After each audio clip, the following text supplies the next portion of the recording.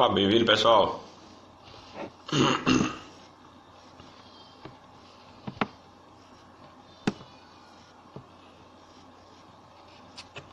Beleza, Léo? Como é que tá, meu amigo?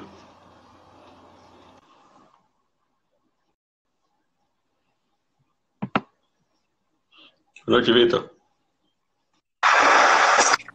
Boa noite, diga meu patrão. Como vai você, meu velho? Tudo em paz? Tudo em ordem, graças a Deus. E você? Tudo tranquilo. Rapaz, quer dizer que você lançou esse negócio da live e tá gostando, né? Todo dia agora tem. É a quarentena, velho. Vamos ficar presos em casa, vamos aprender um pouquinho com quem sabe. Por isso que eu te Teve um dia desse chamei. que eu, teve um dia desse que eu fui Fala fazer uma comigo. live e travou o Instagram, bloqueou um bocado de live aí, não tava conseguindo fazer nenhuma. Você caiu nessa também, não? Terça-feira. Aí eu me mandei pro Zoom, o aplicativo Zoom, e fiz por lá. Não parou, não. Ah, show. Eu nunca fiz pelo Zoom, não. Qualquer um pode assistir, como é? Pode, mas tem que ter um acesso, ou um link ou um código, né? Entendi. Aí você linkou, você jogou no Instagram e jogou lá. O pessoal foi pra lá.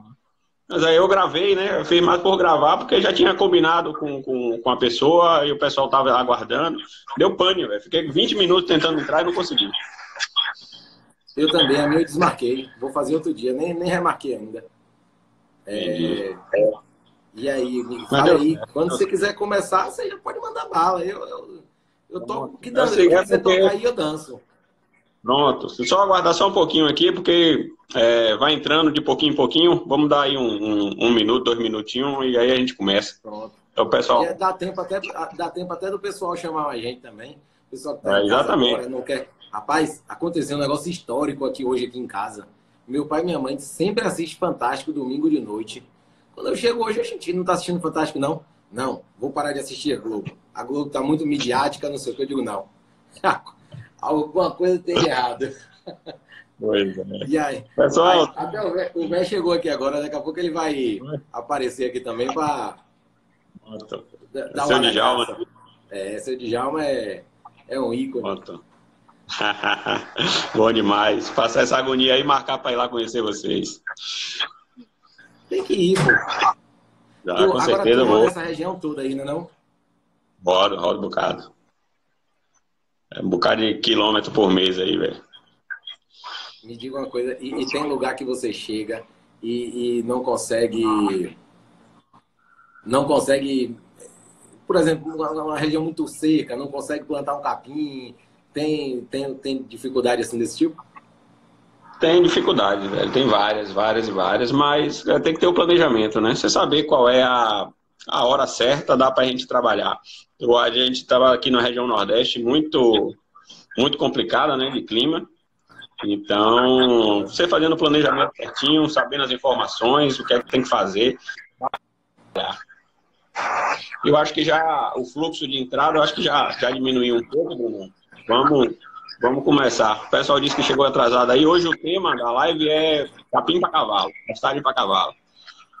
O pessoal tá Peraí, pedindo um alô aqui. eu vou digitar aqui pastagens para equinos. E aí vou fixar. Eu acho que eu não posso fixar não, só você. Você toca no meu comentário aí, que aí aparece fixar, aí você fixa o assunto. Quem entrar depois já sabe o assunto que é. Pronto. Fixado. Show de bola. Então, vamos lá. Pessoal, boa noite. Mais uma live hoje, pleno domingo. Então, hoje eu tenho o prazer aqui de receber o Bruno, do Aras HD, um Aras aqui da Bahia, referência nacional. Então, na cidade de Varzedo, não é isso, Bruno? Isso. Varzedo Pronto. fica ali vizinho a Santo Antônio de Jesus. Pertinho de Santo Antônio, né? Região do Recôncavo. É. Então, Bruno, muito obrigado pela presença. Eu que É um agradeço. prazer ter. E a gente vai falar um pouco hoje sobre capins para cavalo. Então, não é uma live só para criador de cavalo, porque toda fazenda de pecuária tem tropa, precisa de cavalos de trabalho e esses cavalos precisam ser bem alimentados. Então, Brunão, fala um pouquinho aí de você, fala um pouquinho do Aras, que, mais uma vez, muito obrigado por estar aqui com a gente. Eu que agradeço o convite aí. E, assim, esse tema, o pessoal sempre me procura querendo saber mais que capim eu dou pro cavalo, o Mombaça mata, o Mombaça não mata, esse tipo de coisa. E, assim, a gente vai fazer 29 anos esse ano que registrou o Aras. A gente deve criar já uns 30 e poucos, mais ou menos. E a gente teve que ir se adaptando um pouquinho a essa questão de capim. A gente começa, testa um, testa outro. Próximo da gente lá, tem a cidade de Castro Alves, que é 20 quilômetros. E Castro Alves já é Caatinga. E lá, o Pangola, Ave Maria, você soltou um gadinho no Pangola, engorda que é uma beleza. O cavalo, a mesma coisa. E a gente tentou plantar lá um piquetinho, uma área, mas não teve muito sucesso. Acho que o clima não ajudou, o solo, não sei. Mas a gente sempre fica nessa constante luta aí para se adaptar, procurar um capim que melhor se adeque aos cavalos. Tem a parte dos bois também, que a gente tem também uma parte de... Cria um gadinho, entendeu? Mas é basicamente isso. A gente hoje cria manga larga machador. A gente hoje já tem uns títulos nacionais. Já tem uns quilômetros de estrada já. Mais ou menos essa história. Entendido. Pronto, perfeito. Então, o que é que você tem de capim lá, Brunão? Passou a tropa. Rapaz, de capim. Antigamente, a tropa embaiada, a gente tinha aquele capim, eu acho que capim elefante, né? Que o pessoal corta e passa no triturador. Antigamente eu tinha isso para tropa embaiada. E hoje a gente tem uma área lá plantada de tífito. A gente acabou com a capineira. A gente tinha medo de mudar a capineira e ficar sem capim. Aí teve um dia a gente plantou uma areazinha menor, foi fazendo uns testes, aí viu que dava, acabou. E aí a gente tem uma área de tífito que a gente faz feno. E tem uns piquetes que tem Tanzânia, tem outros que tem Tangola, e é basicamente isso. O que eu tenho de capim de cavalo é isso lá hoje. Entendido. Então, tífito lá, irrigado de sequeiro? Não é irrigado, não. De sequeiro. É no tempo mesmo. É engraçado você falar aí de Castro Alves e 20 quilômetros você vê com a total mudança de clima, né? Uma coisa radical, realmente. Então, uma zona de transição muito forte. Então, a gente tem muito isso aqui na Bahia. Então, a gente tem essa zona de transição aí muito perto uma da outra. Uma região chove, outra não chove. Então, é muito desafiador. E mesmo nas regiões que chove, a gente às vezes tem problemas de seca. Então, normalmente, os pastos de tífito que a gente acompanha, normalmente são irrigados, mas várias fazendas na região do Recôncavo conseguem produzir o tífito sem irrigação, que é o seu caso lá. E isso é fantástico, realmente. A gente, às vezes, lá tem problema na hora de fazer o feno, porque o feno, para ser feito, eu faço lá assim, não sei nem se está certo, a gente corta e deixa secar 1, 2 dias. Só que sempre tem aquela garoazinha da madrugada, que amanhece o orvalho, assim, eu não sei se é orvalho que chama, uma água no chão, assim. E aí, se não tiver bem seco o mesmo dia, eu perco o feno, porque ele não seca. E aí, com certeza. Lá em casa, lá em casa a gente tem transvala, que é para produção de feno também. E a região do Recôncavo, quando começa a chover, não para. Então é aquela chuvinha, aquele chuvisquinho. Então a janela para fazer o feno é bastante complexo, complicado. É assim mesmo. Me diga uma coisa, essa diferença do transvala para o tífito, em termos de nutrientes, o que é melhor para o cavalo? Ou em termos de se adaptar à região, cada um se adequa melhor a uma região? Ou tanto faz? O que é que acontece? Os capins, ele tem o seguinte, então eles têm alturas de manejo. Então, cada capim tem uma altura de entrada e tem uma altura de saída. Então, a diferença de um capim para o outro, na altura ideal, termo nutricional, não é tão significativa. Não justifica você plantar, trocar um capim porque ele é mais nutritivo ou não. A principal o principal para você escolher um pasto é a adaptação climática e a espécie animal. Como a gente está falando de pasto para cavalo, não adianta, porque o cavalo tem rejeição por braquiária, tanto braquiária da cumba quanto braquiária brisanta. Então não se planta braquiária para cavalo, nem brisanta nem decumbens. Então, para cavalo, a gente tem essa questão e depois a questão climática. Para gado, não. Gado não tem seletividade. Então, qualquer capim serve, contanto que se adapte ao clima e à fertilidade de solo e ao manejo que você quer. Então, não preocupa muito com isso. Vou trocar meu pasto porque tal capim é mais nutritivo. Então, o manejo adequado vai garantir uma boa nutrição para esse cavalo. Então, como vocês trabalham com cavalo de raça, com suplementação, é até um pouco mais tranquilo, que você pode corrigir até o que falta no capim com a utilização da ração e do sal mineral. Hoje lá, a gente usa bem pouco essa parte do... Como é que eu vou dizer? Suplementação a gente usa mais nos animais de baia mesmo. São os animais geralmente que estão participando de uma competição ou que está na reprodução, que tem que cobrir todo dia. Então ele exige um pouquinho mais do cavalo, então a gente acaba usando a suplementação nesses casos.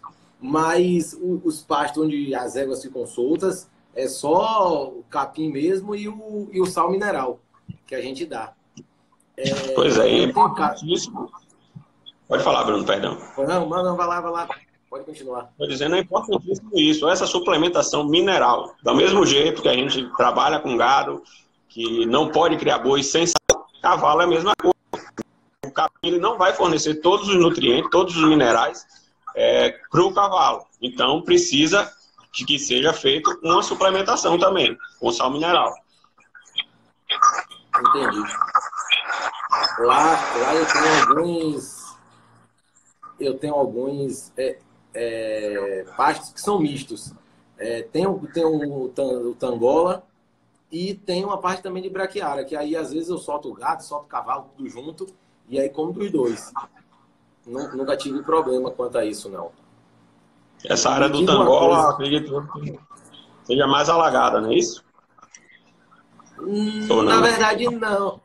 Não, na verdade, não. Porra, tangola mesmo.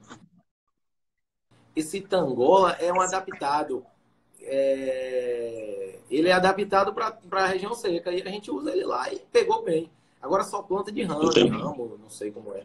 Isso. Porque ele tem uma adaptação muito boa também a áreas encharcadas, Bruno. Sim. Ele é excelente para isso também. O Tanzânia a gente plantou lá e cresceu demais. Depois que cresceu demais, fica cada monstro de capim. Se não entrar logo com um cavalo para bater ele, fica muito grande, fica muito cheio de talo. Acaba que não sei até que ponto é nutritivo. Tu acha o quê? Tem tamanho ideal no caso do Tanzânia? Não? Sim. Tanzânia, a gente trabalha em torno de 70 centímetros. 70 centímetros de altura para a entrada, 35 mais ou menos para a saída. Realmente, se você não faz o manejo adequado, ele cresce realmente, fica taludo, os animais, o consumo piora bastante e é mais complicado o manejo. Piora bastante, eu acho até pelo fato de... Quando ele cresce demais, só tem talo. As folhas, é só uma besteirinha que tem na folha na ponta, aí o cavalo vai, rói aquela folha e não come mais nada. Se a gente não entrar com uma roçadeira para diminuir ele, para realmente vir de novo, ele perde todo. Pois é, exatamente. Esse é o grande problema, para tudo, tanto para cavalo, tanto para boi, quanto para ovelha, quanto para carneiro. É isso que a gente sempre bate aqui no nosso Instagram. É a altura ideal de manejo. A altura do capim tem que ser respeitada. Por quê? Porque você está produzindo, ou seja, esse capim que passou, ele passou pela altura ideal. Você poderia ter entrado com os animais naquele horário, naquele tempo, naquele time do capim, com a altura certa. Você não botou. Ou seja, você deixou de utilizar seu pasto, o pasto passou, você botou seus animais, não teve desempenho, você ainda tem que gastar com roçadeira. Entendeu? Então, um aumento de custo por conta de um momento de colocar os animais. Não, e eu não sabia então, disso. Você falando aí de altura de entrada, altura de saída, quando você usou a primeira vez o termo, passei batido, mas agora eu entendi. A altura de entrada é o máximo que o capim tem que estar para você botar bicho dentro, e a altura de saída é o mínimo. Passando daquilo, você já tem um prejuízo. Ou de falta de alimento para os animais começam a perder o score corporal, ou questão financeira. No meu caso, que eu deixo crescer demais achando que não está perdendo, porque se o animal não come, na minha cabeça não está perdendo, é capim e fica lá. Mas nunca tinha me atentado para esse e pior, detalhe. Pior que isso é a possibilidade de degradação do pasto. Então, se você deixa o capim passar demais, ele vai começar a aparecer mato. Se você bate ele demais, ele começa a sacrificar o seu sistema radicular para emitir folhas novas, e isso tem um gasto energético. Então, o sistema radicular dele vai cada vez diminuindo mais e vai gastando mais energia, então ele começa a enfraquecer, a rebrota vai perdendo o vigor, e aí vem aparecendo mato, vai começando a aparecer área exposta, e depois você tem que reformar. Aí você vai gastar uma fortuna para reformar um pasto que poderia ter sido manejado. Então, é muito importante você saber qual é o pasto que você tem e qual é a altura de manejo que você tem. Então... Pode continuar. Não, pode falar. Não, pode continuar. Minha pergunta está salva aqui na cabeça. Pronto, então é exatamente isso. Então, o manejo facilita, é importante tanto para os animais quanto para o próprio pasto. Entendi. Você tem alguma tabela desses capim? Qual é a altura ideal para cortar? Sempre tem, a gente acha na internet. Muitas marcas de semente, eles disponibilizam até essa altura de manejo. Entendi.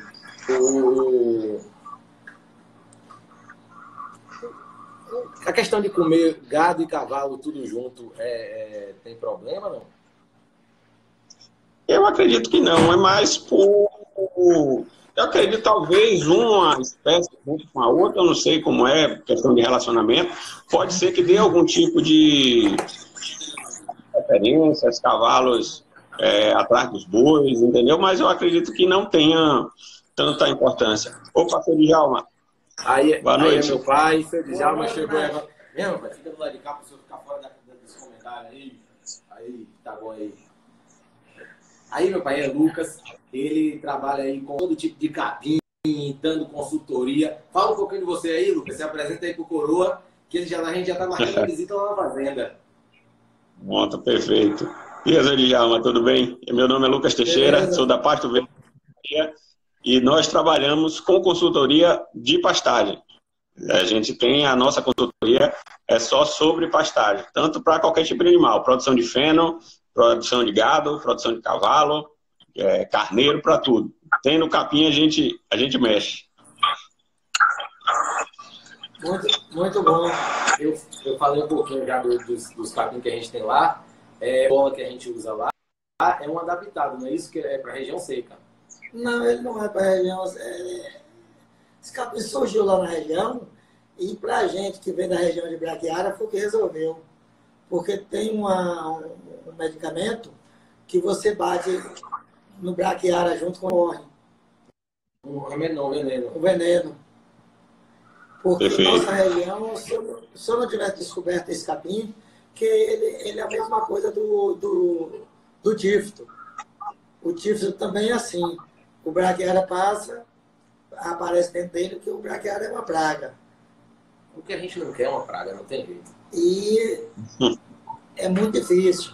Eu plantei lá um tal de um Ares, muito bom, o cavalo come até a terra, mas ele não aguenta muito pisoteio também, minha região não é muito boa. Eu fico ali na região de São Antônio Jesus, mais pro lado de Amargosa, que é meio precário. Antigamente tinha muito arenito, que eu mudei muitas vezes, eu tirei o arenito e plantei o braquiara. Por causa do gado. Uhum. Só que hoje com o cavalo, o braquiara é inimigo do cavalo. Exatamente. A gente estava até comentando. Hoje moro em Salvador, mas sou de Pojuca. Pojuca é uma região crítica igual a nossa. Um lugar bom, outros ruins, né? Exatamente. Então é isso.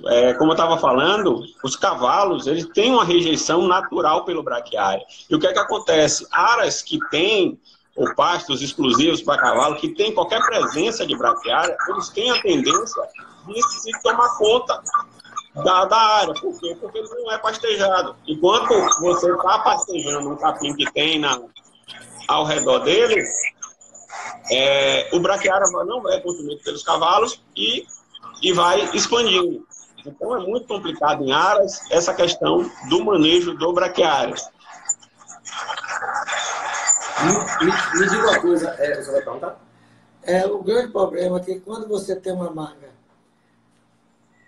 quando eu tinha pouco animal, era tranquilo, porque o gado não come o arenito, quer dizer, come menos. Aí o arenito ia tomando conta das pastagens. Só que hoje é ao contrário. O braquiária vai matando o arenito, as éguas arroiam o arenito até a terra e o braquiária vai tomando conta. Outra coisa é que o gado come tudo, qualquer tipo de capim. E os cavalos selecionam só aqueles que ele gosta. Exato. Só para ambientar o pessoal, tem gente do Brasil inteiro, até de fora, o arenito, que o senhor Djalma está se referindo, é o braquiária umidícola. É o capim de nome no mundo. É arenito. É o medícola, outro chama como capim roxo.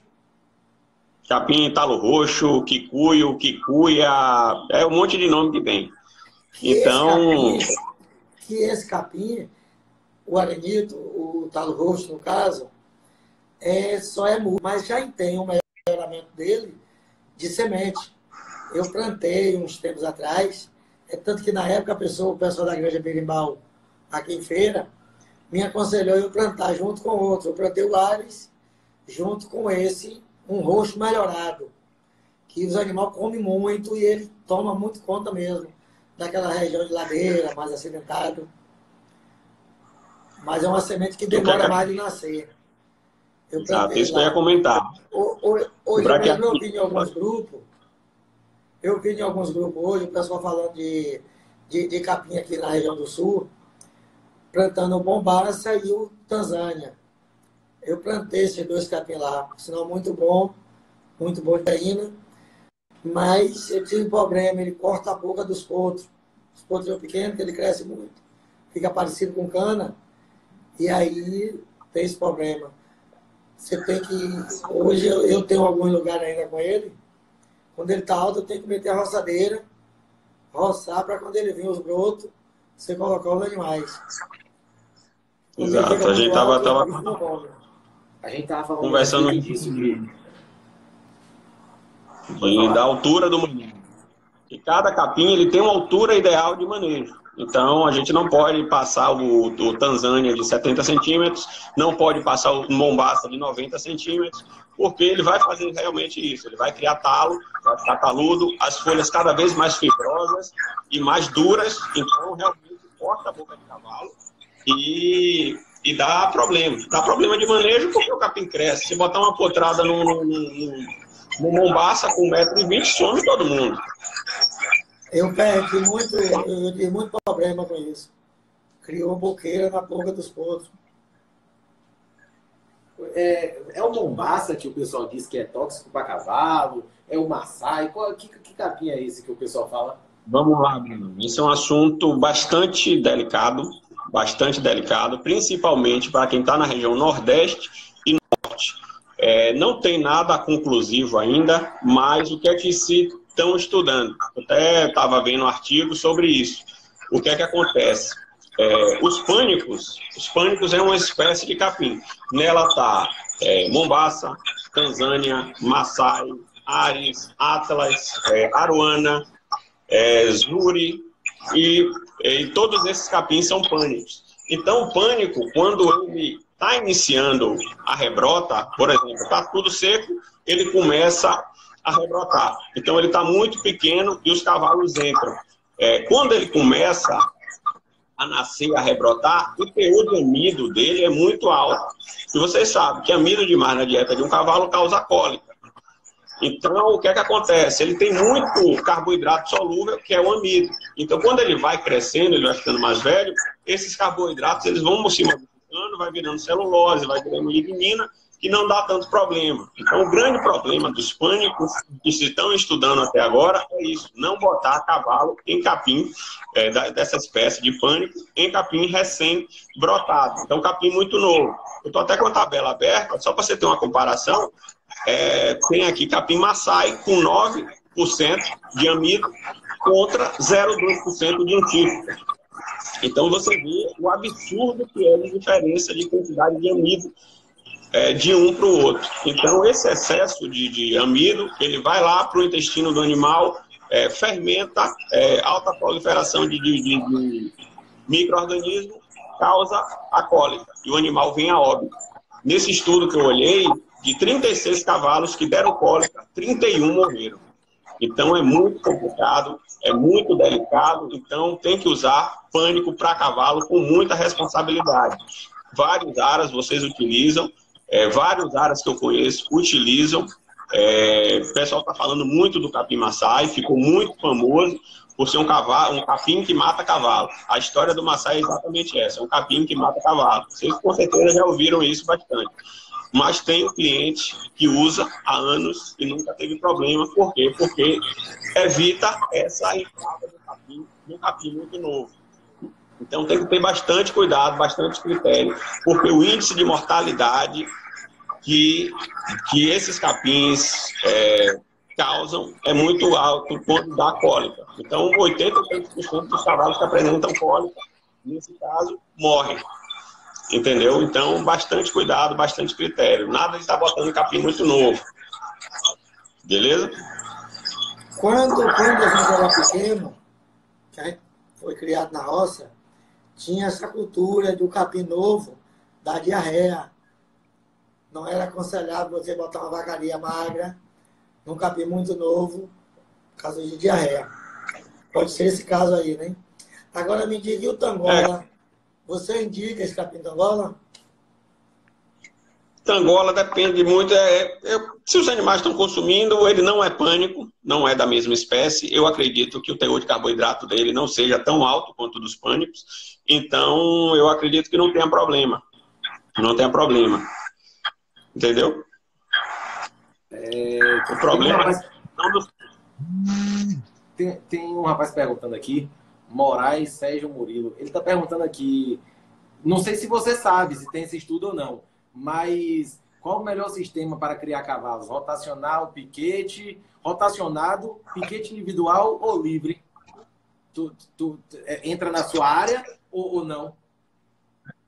O que é que acontece? Essa questão do manejo do pasto vai depender muito da propriedade. Então, eu considero o pastejo rotacionado comparado com o pastejo contínuo, que é os animais o tempo todo, superior, mas demanda mais investimento. Então, você tem que ter uma divisão de cerca, você tem que ter disponibilidade de água, de custo, tudo isso. Então, vai depender como é que está a propriedade. Ou tanto para a fazenda que está cuidando da tropa, para a pecuária, ou tanto uma área. Então, se for conseguir montar um rotacionado, é excelente. Por quê? Porque você dá condições melhores ao capim rebrotar. Então, você tem uma altura de entrada certinha, você sai, você tem piquetes menores, o tempo de permanência no piquete é menor, então o seu pasto fica mais tempo livre para ele poder rebrotar. Já no pastejo contínuo, você tem que ter uma lotação menor, porque você precisa que esse capim cresça, ele vai ser consumido e está crescendo ao mesmo tempo. Então, isso depende muito da estrutura do aras. Então, isso daí não depende tanto do animal. Do animal, você tem contínuo certinho, vai funcionar. Fazer um rotacionado certinho vai funcionar. Então, você tem que saber o que é que você pretende do seu aras, o que é o nível de investimento que você vai colocar ali naquela área. Ainda tem um problema, quem não tiver irrigação, problema do céu, né? No caso do piquete rotatório.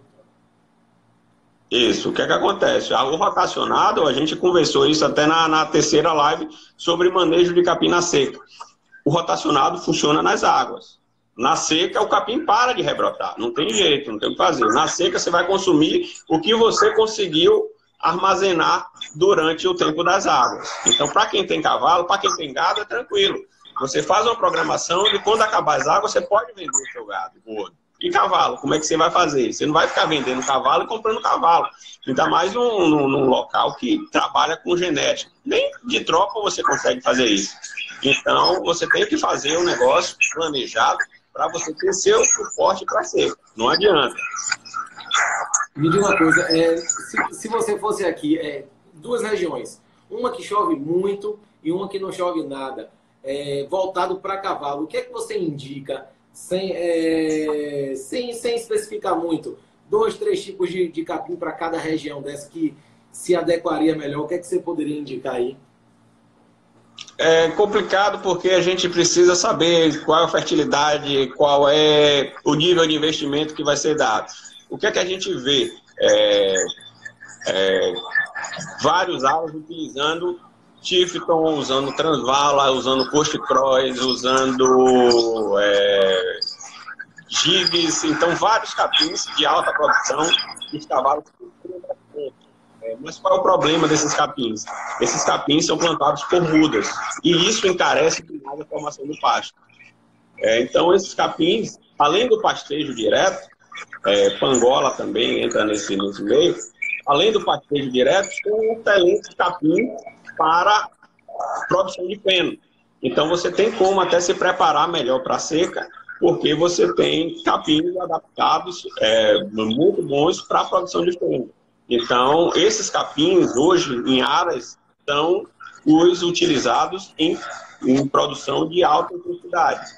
Então, por quê? Porque você sai do risco lá dos pânicos, você vai plantar de muda, porque normalmente esses capins para cavalo, quase todos são plantados de muda.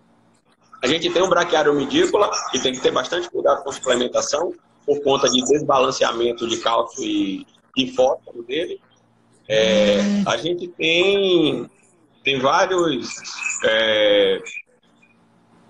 e a maioria desses capins, Pangola, Transvala, Tifton, são todos plantados por muda. Então a gente tem a opção de semente só dos pânicos e tem esse problema aí da questão da rebrota causar cólica. Então, para quem está na região seca, o búfalo é muito utilizado e os cavalos comem bastante búfalo. Então não tem problema tanto. Então é como a gente conversou lá no início, Bruno. Condição climática em primeiro lugar. Saindo dos capins que os cavalos não comem, porque existe uma seletividade. Não adianta plantar braquiária, nem braquiária, Crisanta, Piatã, Marandu, MG5, MG4, nenhum desses cavalos vai comer. Se plantar e botar os cavalos, vão passar fome e vão definhar. Então, essa é a questão. Então, essa é a questão.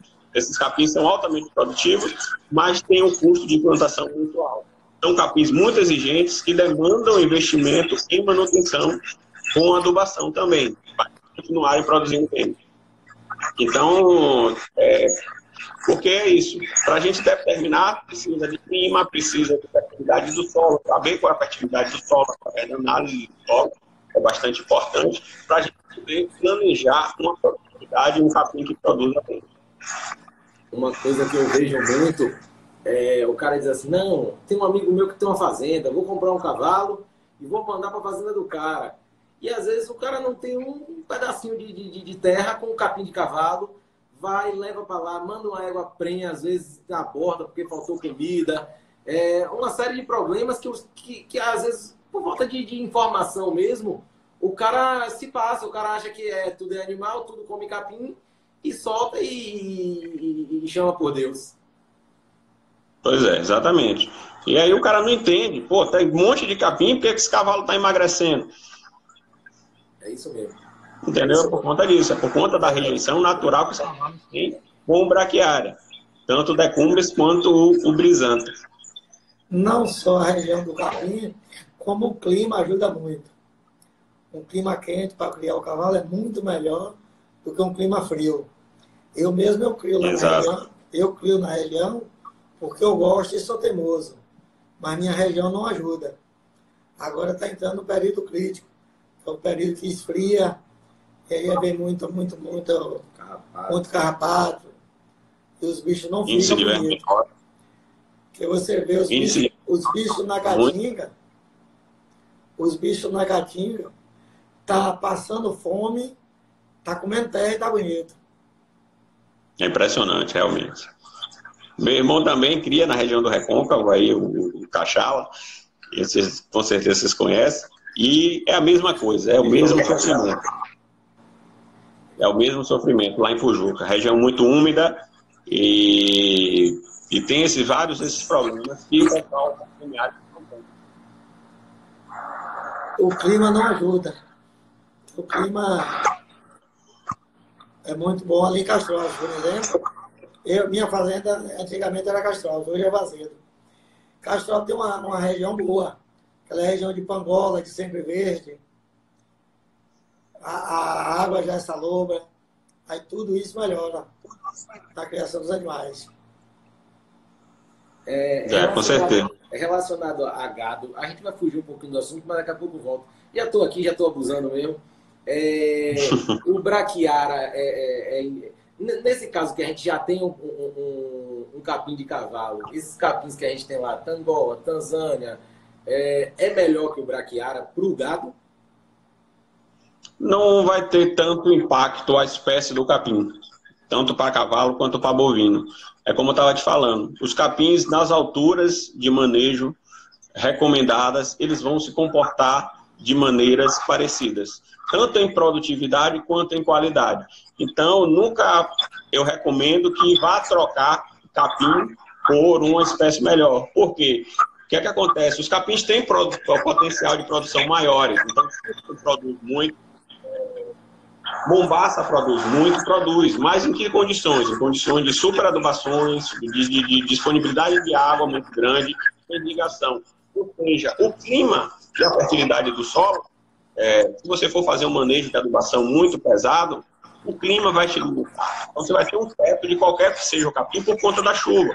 Então você vai ter um potencial lá, vamos supor que o Mombaça a 2.000 milímetros vai produzir 7, 8, você consiga botar animais adultos por hectare. Mas se você não tem chuva suficiente para alcançar isso, ele não vai, por mais que você adube. Então, os capins na nossa região, na maioria do Brasil, eles vão se comportar de maneira parecida. Então, vamos cuidar do manejo, vamos cuidar de uma divisão de pastagem bem feita para a gente poder colher. O grande problema de fazendas, de áreas, de cabanhas, é colher o capim produzido. Então, a gente tem baixa eficiência de colheita. Não consegue colher todo o capim que a gente produz. E isso é problemático.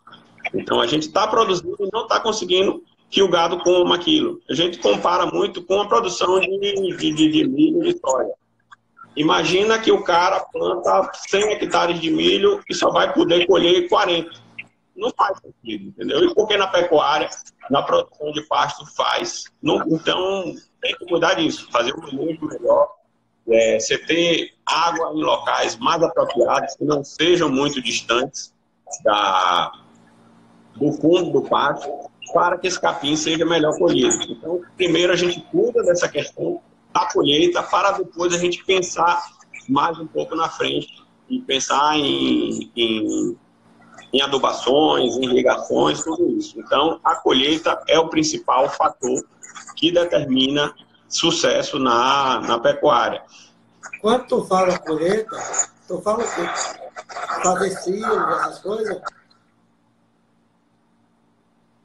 Oi? Não, colheita com gado mesmo, com os cavalos comendo. Colheita para ele é bater o pasto. Bater o pasto. Gado comer. Antes do senhor chegar aqui, a gente estava conversando a respeito de altura de botar os bichos. Tem a altura de entrada, que é quando o capim está no limite de crescer, porque passando dali já tem muito talo, já não cresce tanto, já começa a dar prejuízo. Mas é justamente isso que ele está falando aí agora.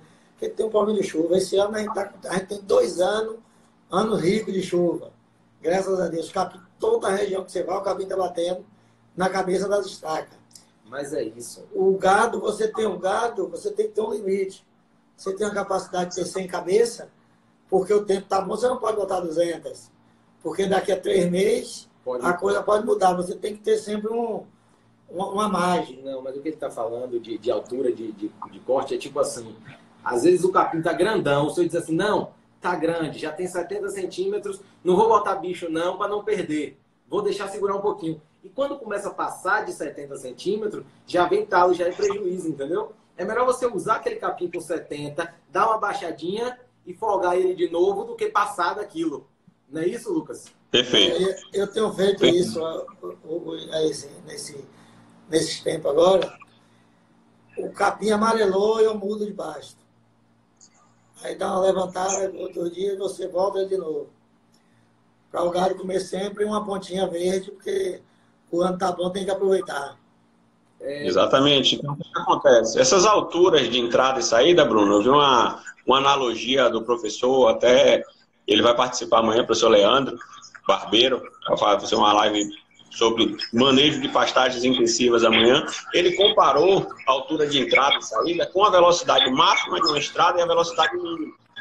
Então, por exemplo, uma estrada você só pode andar 90 por hora. Se você passar disso, você é multado. Se você trabalhar menos, rodar menos de 45 por hora, você também vai ser multado. Então, você tem essa faixa. Às vezes, você está com muita sobra de capim, você pode rodar seu gado mais rápido. Não precisa chegar nos 45 centímetros. Por exemplo, você pode baixar de 90 para 70 e trocar de parte. Então, você não deixa nem chegar em 60, em 90. Como você está com sobra de parte, você começa a rodar seu gado mais rápido, porque você vai ter um tempo de rebrota maior. Essas questões que a gente maneja isso tudo. Mas às vezes você está com sobra de capim, você está com a fazenda de pecuária, você pode comprar uns animais, fazer um planejamento, botar, e quando começar a secar, você fazer esse planejamento de tirar.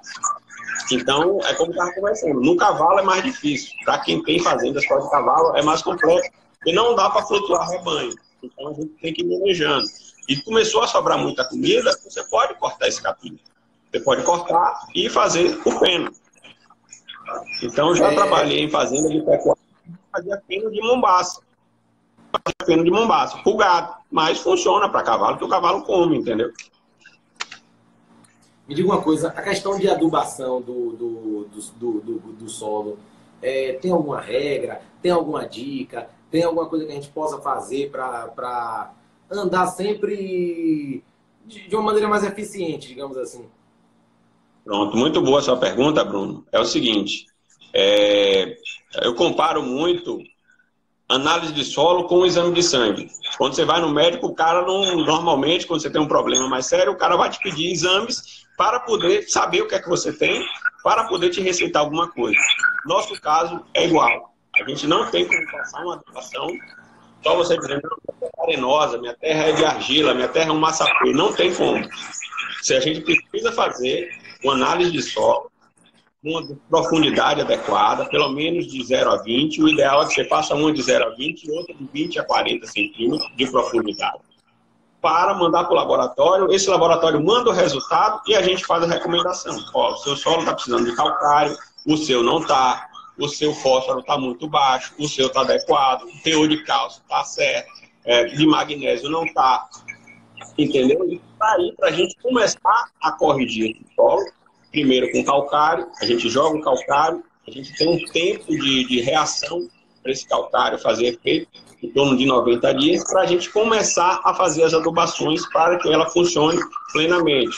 Se a gente jogar um adubo, virou muito comum, não, vou plantar minha semente de tal adubo, vou jogar junto com o super simples, mas o cara não sabe que o solo dele tem condições de receber aquele super simples. Porque se tiver um solo muito ácido, vai acontecer que esse fósforo, que é muito caro, é um adubo caro, vai fixar no solo e não vai ficar disponível para a planta. Ou seja, você está jogando seu dinheiro na lata do lixo. Entendeu? Às vezes o cara quer jogar calcário sem recomendação. Não, mas aí a região, todo mundo joga 2 toneladas. Eu tive na região agora e a conversa era essa. Minha região pega 2 toneladas. Fiz análise de solo, não pegava calcário. Ou seja, o cara jogou 2 toneladas de calcário, perdeu dinheiro e tem chance de desequilibrar o solo dele. Ele está jogando algo que não precisa. Então é muito complexo. Então, sempre fazer análise de solo. Eu sou muito curioso. É o primeiro. Eu sou muito curioso quanto a isso. Se eu quisesse agora chegar, fazer uma análise de solo, quanto é que ficaria um custo desse? É você mesmo que faz, você indica, vai para algum lugar, demora quanto tempo? Essa parte de analisar o solo para você realmente ter uma outra... Já vou emendar a pergunta, que senão eu posso esquecer. Você fez a analogia do exame de sangue. Existe um padrão de solo ideal para qualquer capim? Ou cada capim, cada região, você vai fazer um balanceamento para poder pegar um capim específico? Pronto, perfeito. Vamos lá para o início da pergunta. As análises de solo, elas precisam ser feitas com bastante critério. De um número que me falaram uma vez, não sei da velocidade dos dados, mas dos 100% dos erros de recomendação de adubação, 5% é o laboratório que erra, 95% é a coleta do solo. Então você tem que ter muito cuidado nessa economia. Se você não sabe o correto, chama alguém que sabe fazer.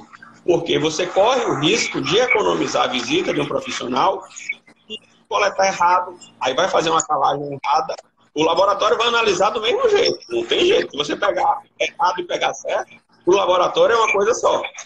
Então você tem que fazer uma análise com critério, seguindo toda a recomendação. Manda para o laboratório. Varia em torno aí de uns 50 a 60 reais, dependendo para onde você envie essa solo. Dependendo do que você peça também. Então fica nessa faixa, de 60 a 70 por amostra de solo. Então o custo de correio... Também, se você tiver conhecimento, você pode fazer sem problema nenhum. Não tem nenhum... Entendeu? Mas uma pessoa tira uma quantidade muito grande de amostras por dia. Dependendo do tamanho da propriedade, dá para fazer várias e várias amostras de solo por dia. Então, esse valor é diluído. Então, mas o que é que acontece também? Se você, às vezes, faz a coleta por conta própria, manda para o laboratório por conta própria e pede para um profissional fazer, muitas vezes o profissional não faz a recomendação, porque não foi ele que coletou, ou ele vai te cobrar uma taxa. Quando ele te cobrar a taxa, era melhor você ter chamado ele para fazer a coleta e fechar o pacote, entendeu? Então, isso aí, normalmente, os laboratórios eles dão em torno de 10 dias úteis para entregar o resultado. Aí ele manda, aí eu pego isso aí e faço a recomendação. Então, a gente tem critérios que devem ser obedecidos de acordo com o solo e de acordo com a produtividade esperada. Por que eu estou dizendo isso? Porque se você jogar, vamos supor aqui, vamos dar um exemplo com o seguinte, o solo é como se fosse aquele barril de desenho animado, que é feito de barril de... Então, cada tirinha daquela é um nutriente. Então, se uma tira daquela está quebrada, ele vai vazar pela que está quebrada. Então, você tem que deixar todos os nutrientes no nível adequado. Então, para o barril poder encher. Então, a gente faz essa correção com calcário, com fósforo, com potássio, enxofre, micronutrientes, e a gente aumenta a produtividade com nitrogênio. Vocês já devem ter visto, já devem ter feito, aplicar a ureia no pasto para ele vir mais bonito. Não já? Já fez isso. Ureia. Então, a ureia é se fosse o combustível. O aumento de produtividade que a ureia dá, o nitrogênio dá, tem vários outros adubos que usam nitrogênio, é potencializado por conta desses outros nutrientes em níveis adequados. Às vezes você está jogando ureia, está ficando bonito, mas ele poderia ficar muito melhor se todos os nutrientes estivessem adequados, entendeu? Então vai depender muito disso. Dos níveis de fertilidade que você tem nesse solo e da potencialização que você quer dar. Então, a gente está numa região que tem muito poder de você duplicar, triplicar, quadruplicar a produtividade do seu pasto fazendo adubações. O menino do Aras Ravelli aqui está perguntando qual a quantidade de semente do Tifton por área. Você tem essa informação? Você tem alguma dica na hora de comprar esse semente, essas coisas? Rapaz, tem os números, é mais complicado, porque o que é que acontece? Tem gente que planta Tifton de metro em metro. Eu já vi gente que planta Tifton um do lado do outro, a muda. Quanto mais perto, mais custo de semente, mais menor custo de limpeza e maior, mais rápido fecha a área. Então você tem que saber muito qual é o espaçamento que você quer trabalhar. O número que se tem por alto é em torno de 4 toneladas de muda por hectare. É um número, eu não sei nem para que espaçamento é que eles estão utilizando isso. Então é complicado a gente dizer por isso. Então, planta com jeito, entendeu? Fazer como diz o pessoal da roça. A gente planta no compasso de mandioca. Mais ou menos o quê? Né? Uns 50 centímetros. 40, 50 Eu já vi centímetros. Depende muito da terra também. cliente. Se é uma terra que está bem cuidada, bem adubada, ele fecha super rápido. Se é uma terra fraca, com pouca adubação, ele vai demorar muito de fechar. Mas ele fecha sempre rápido. Pois é, tem essa... pois é. Então é isso. Eu já vi aí um produtor de feno, amigo e cliente meu, que o plantio do cara foi um do lado do outro. Em 90 dias ele já estava dando o primeiro corte de acerto, porque já estava praticamente fechado. Se você tem hoje, se você trabalha com máquina, você já nem faz cova, você faz aqueles valados com aquele equipamento no trator e já vem jogando. Dentro da valeta, o ninho só vem cobrindo. O tangola, por exemplo, eu planto assim. Eu não cavo mais as covas para ir colocando no molinho de capim. Você faz uma valeta, joga, vem, cobre, e aí ele poca tudo. Quando chove, vai embora. Exato. Pois é. Tem vários tipos, tem muita gente. Não tem um regulamento. Os Estados Unidos. Tanto centímetro. Porque quanto mais próximo você plantar, ele vai fechar mais rápido. Os Estados Unidos, eles pegam essas mudas, uma quantidade enorme de muda, joga por cima do solo preparado, depois passa um equipamento, uma grade, um rolo, e passa por cima. Então, aqueles olhinhos, eles vão pegando e vai nascendo o capim também. Tem vários tipos de plantio desses capins aí de muda. Agora, bom mesmo é plantar de semente, viu? Né? Bom mesmo é plantar de semente. Arou, grade, procura semente e pronto. Com certeza. Infelizmente, a maioria dos capins de semente, que são os braquiárias, os cavalos, infelizmente, não consomem, né? Então, tem uma pergunta aqui do Elísio. Após o plantio, qual o tempo ideal para o cavalo consumir? O ideal é quando esse capim atinge a altura de entrada. Então, você tem que saber qual o capim. Se você plantou de muda, você vai ter que esperar essa área toda fechar para depois começar a fazer o primeiro pastejo. Para, então, esse pasto começar a terminar de enramar e fechar. Bruno, faltam alguns minutos. Eu vou aproveitar esse tempo para te agradecer novamente. Queria que vocês falassem de animal à venda. Pode anunciar. Agora é a parte do marketing, da propaganda, de chegar aqui, vender o peixe. Exatamente. Brigadão, agradeço demais pelo convite. Fico feliz que tirou um bocado de dúvida minha que eu tinha, que não sabia. Muitas vezes a gente cria e acha que sabe. Agradeço, meu irmão. Acha que sabe porque tem anos já fazendo isso e acaba que não sabe. Faz de um jeito que poderia, se soubesse um pouquinho, talvez fizesse de um jeito melhor. E aí diminuiria custo, melhoraria o tempo de chegada do bicho. Um bocado de coisa que a gente às vezes se passa por falta de informação. Com certeza. A gente vende os dois bichinhos aí. Quem quiser comprar é só entrar no direct da gente, no WhatsApp, essas coisas. E é isso. E faça sua propaganda, abra seu coração. Beleza, então eu parei agora por conta das lives, mas o normal é que se tenha uma caixinha de perguntas todos os dias no meu perfil. Eu parei agora por conta da live para não ficar sobrecarregando muito o perfil. Então, quem tem dúvida, pode mandar na caixinha, pode mandar no direct, a gente tá aberto para responder. Todo mundo que me manda mensagem, eu respondo. Pode ter certeza que eu vou responder as mensagens, pode mandar dúvida, pode mandar essas coisas. A gente também precisar de consultoria também, é só entrar no perfil e que a gente atende. Meu patrão, obrigadão por tudo. Valeu, deixa essa live salva aí, que depois eu vou jogar no YouTube. Não, essa live ela vai subir para as 24 horas agora, depois vai para o IGTV e eu estou colocando no YouTube também, estou ajeitando o canal para depois começar a divulgar. Mas vai para o IGTV tranquilo. Bruno, a gente tem aí uns 5 minutos que a gente pode tirar até as dúvidas aí do pessoal até a live cair. Vai, meu pai. O senhor já vai subir já? Não, pai. Meu pai já estava agoniado para subir já. Aí ele vai deixar a gente aqui. As lives que eu tenho feito, eu tenho colocado tudo no YouTube.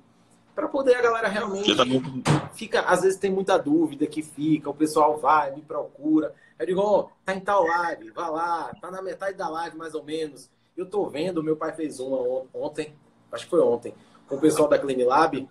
E eu vou ver se eu divido por assunto, que aí não...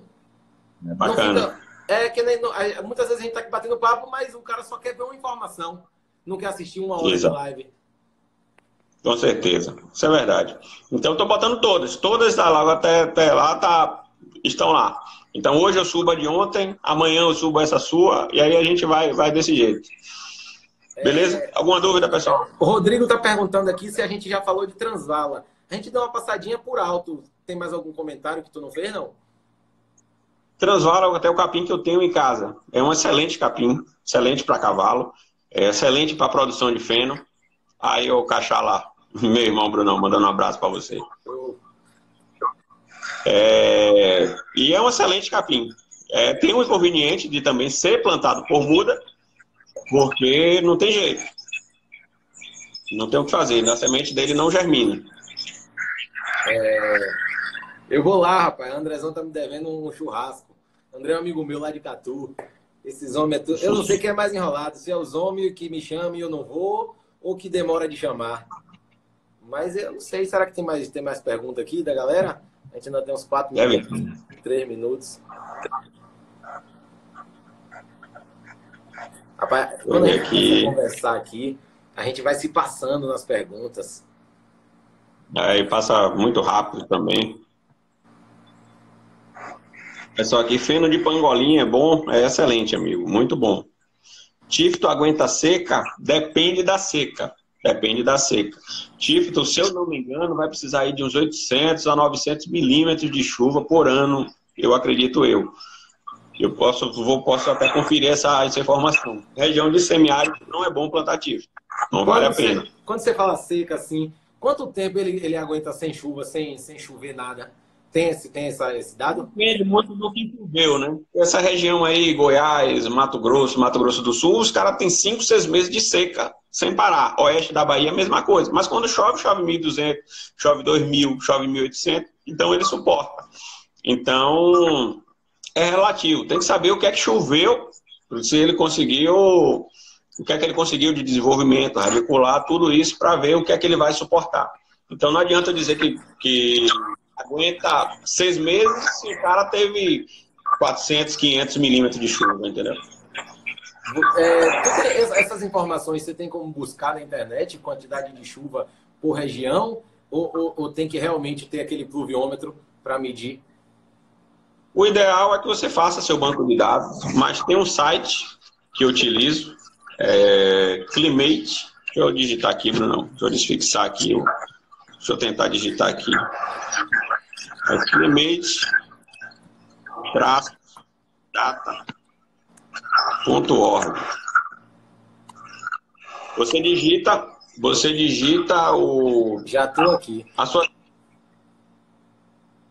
E ele vai te dar a curva de chuva, mais ou menos. Gostei. Então, é uma média, então, às vezes, não vai bater exatamente, mas dá um parâmetro. Sim, sim. E eu acho que é isso. Alguém tem mais dúvida aí? A gente conversou um bocado hoje, viu? Eu pensei que nem ia ter assunto para isso tudo, não. Passa rápido demais. Capim Búfalo, para a região semiárida, excelente também. O cavalo come tranquilamente. Quem está no cerrado, andropógon, o cavalo também come. Então, tem opções aí para todo mundo.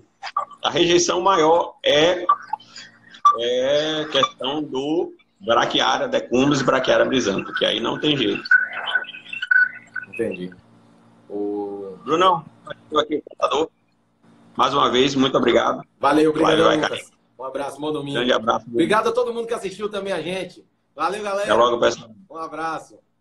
Um abraço a todos. Tchau, tchau. Tchau.